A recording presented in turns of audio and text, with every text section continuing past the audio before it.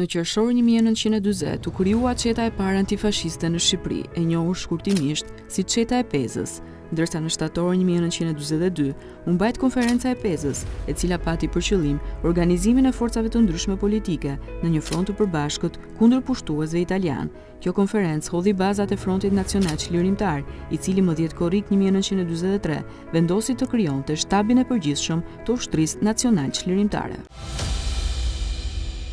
Pikat kryesore të platformës së Frontit Nacional Çlirimtar përfshinin luftën pa kompromis kundër pushtuesve, organizimin e shqiptarëve në një front për çlirim kombëtar, ngritjen e këshillave nacional çlirimtar, si dhe kryengritjen e armatosur popullore. Si rrjedhoi përpjekjeve të frontit, në korrik 1943, forcat partizane, çetat vullnetare, batalionet, forcat rezerviste dhe njësitet guerile do të shndroheshin nga formacione partizane vullnetare në një strukturë organizative të komanduar dhe të udhëhequr nga shtabi i përgjithshëm.